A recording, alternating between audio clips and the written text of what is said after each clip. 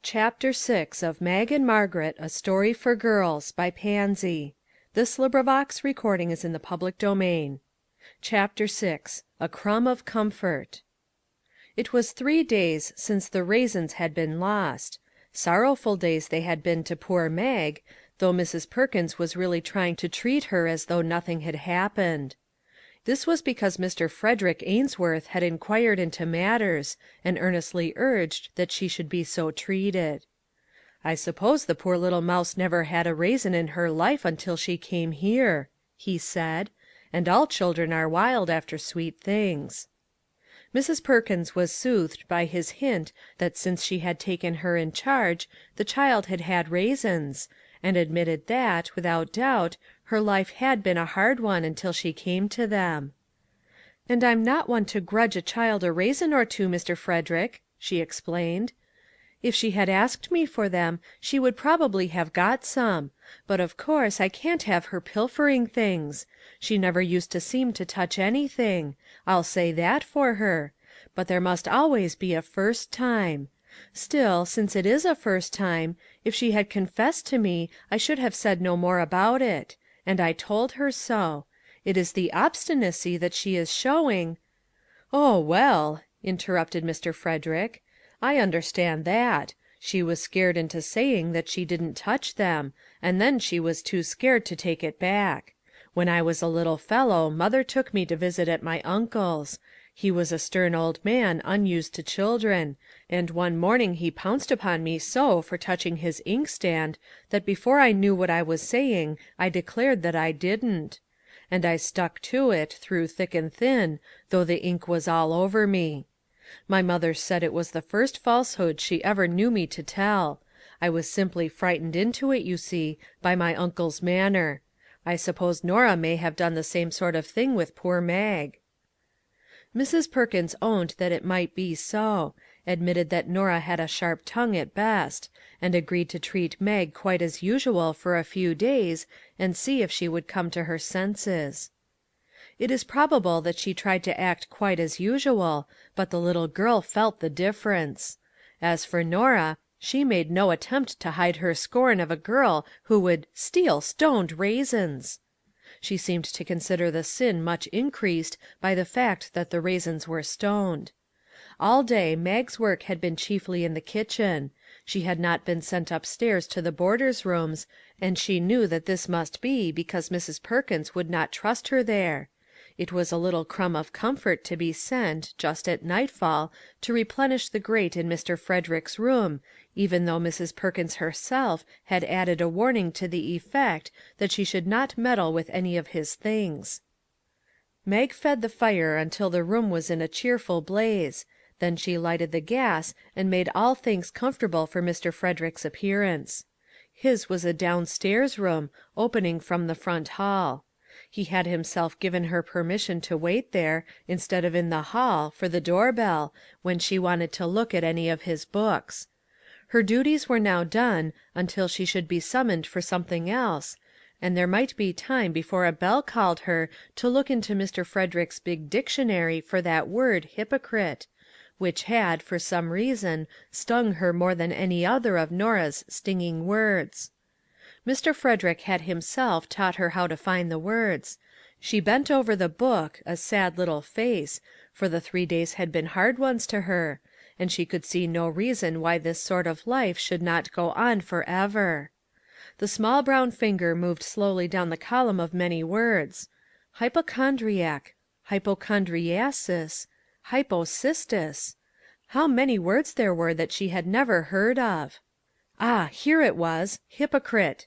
She bent lower and read every word of the fine print with painful care. One who feigns to be what he is not, one who has the form of godliness without the power, or who assumes an appearance of piety and virtue when he is destitute of true religion. Then, a little lower down, one who assumes a false appearance. Poor Mag! She did not know much more about it than she did before. The words were, some of them, so large and so new to her that they did not convey any meaning. She read the first sentence again and again. If she had been familiar with that word feigns, she might have caught the idea. As it was, she was very much puzzled. Why should Norah have called her a hypocrite? Was it because she thought she had told a lie? Yet what had that to do with the hymn Norah had heard her singing?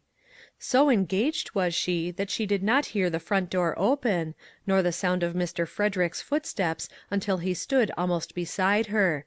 Then she started violently, the blood flaming into her little brown face. For 3 days she had shunned Mr. Frederick in every possible way. Her humiliation at the thought that she had been described to him as a thief and a liar was terrible. She felt that she could never look fairly into his face again. "What is going on here?" he said in quite the old cheery way. "Have you come to a word in your history that you do not understand?" "No, sir," said Mag, timidly. "I was looking for the meaning of a word that Norah uses." "Norah! I have a fancy that she may use some words not to be found in my dictionary. Did you discover it?" "Yes, sir, it is there, but—" "But what?" asked young Ainsworth kindly, as he sat down in the large rocking chair that Mag had drawn up ready for him, and held out his hand for the dictionary.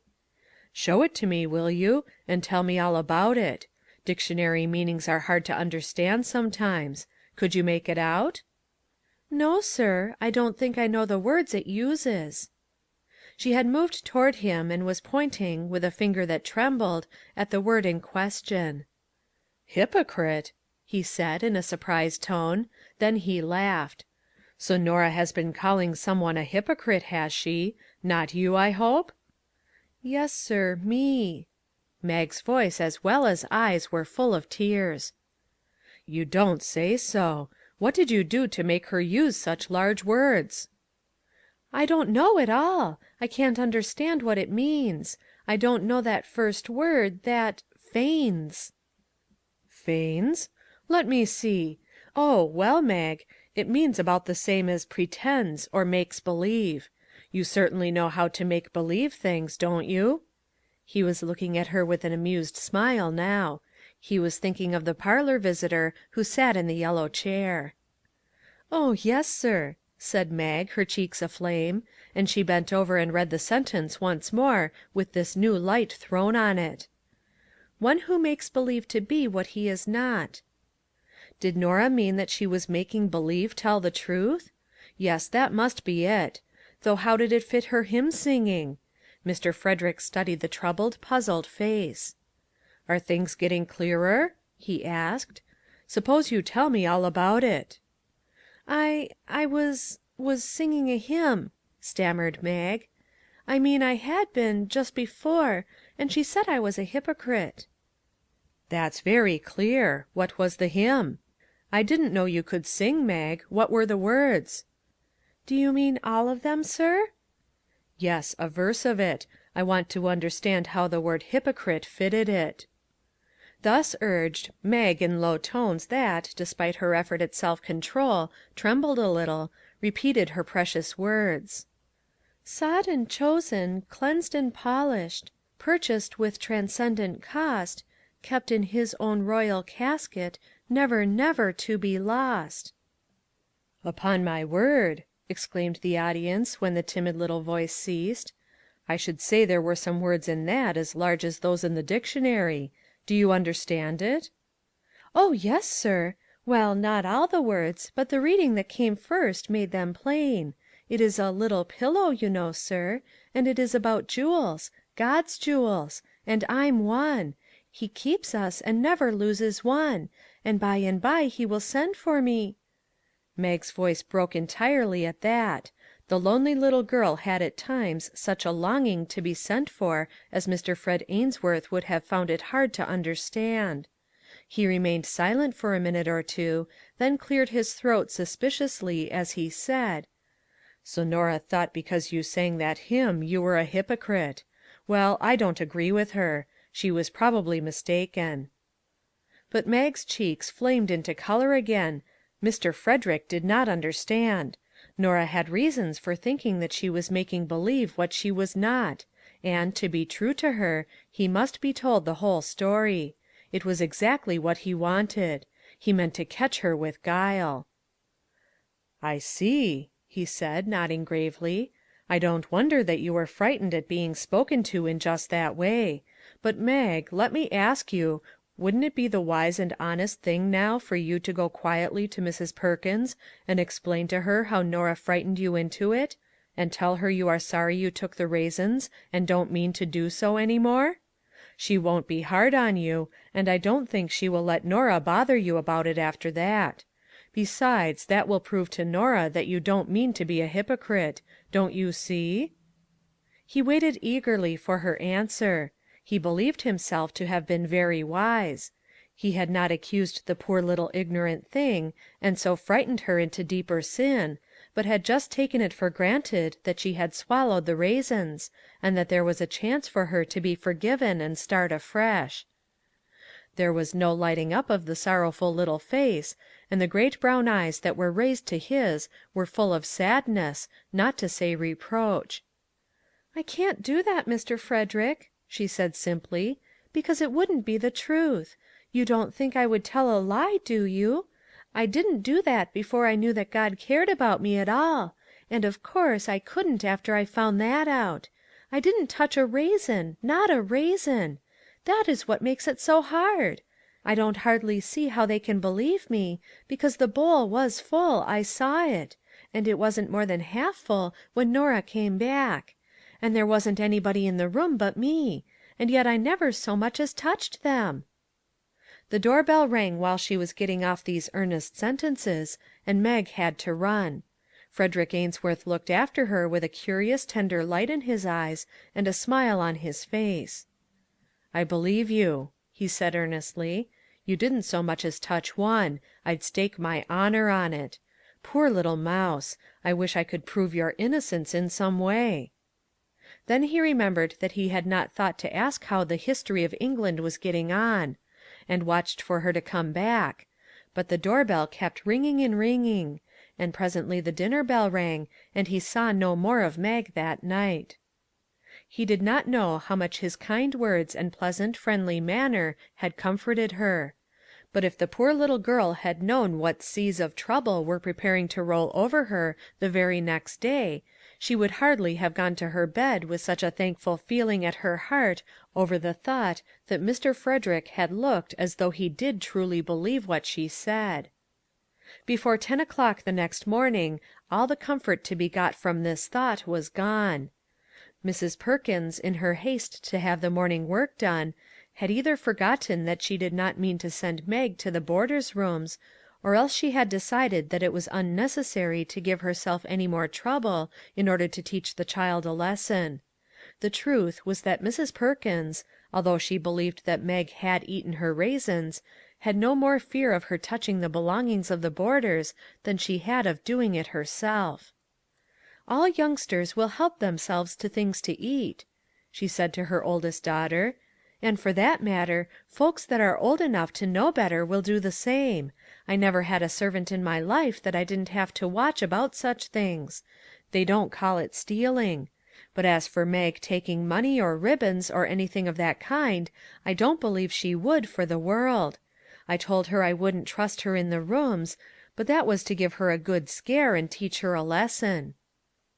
Before Mag had finished her breakfast Mrs. Perkins came to her with orders. "Mag, Miss Ordway wants her room done up while she is gone to the corner on an errand, and Jane is never going to get around in that time. You rush right up and make the bed and dust and put things straight. It doesn't need much, for there was thorough work done there yesterday. Fly around now so as to be out of her way. She wants to get at her painting early." Mag went with a grateful heart. In spite of raisins she was to be trusted. And in Miss Ordway's room, too. Miss Ordway was the new boarder who was said to have such lovely jewels. Mag had caught a glimpse of her room once since she came, and had found it hung with the loveliest little paintings. She had heard a boarder say that they were Miss Ordway's own work. What if she should some day actually see her making a flower? Her small brown fingers worked nimbly that morning. The bed was carefully made, the room dusted, the shades drawn to just the right height, the open grate fire made to glow, and the perfection of neatness reigned when Mrs. Ordway returned, just as Mag, duster and hearth brush in hand, was ready to depart. " So this is the fairy who has done my room so nicely," said Miss Ordway, looking about her with a pleased air. " You look small and weak for such work, child; but you do it much better than Jane did the other day. I think I shall have to ask Mrs. Perkins to let you be my little maid. Jane is a clumsy creature to have among paint brushes. I see you have not meddled with those; that is right. Do you like flowers? Come here and I'll show you some pansies that are almost alive."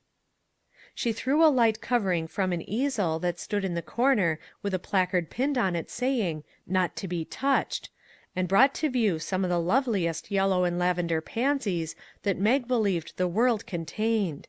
The little scream of delight quickly suppressed for fear it was not proper, and the clasping of her small brown hands in silent ecstasy seemed to please Miss Ordway. " You like them, don't you ?" she said. " I thought you would. You shall see them grow. It is great fun to sit in a room in midwinter and watch flowers grow. Did you know it? Would you like to do my room every morning? Then we'll ask Mrs. Perkins to make that arrangement." That was at 15 minutes past 9. While the kitchen clock was striking 10, Mag was summoned in Mrs. Perkins's sharpest tone, through the speaking tube, to " Come this instant to Miss Ordway's room." Chapter 7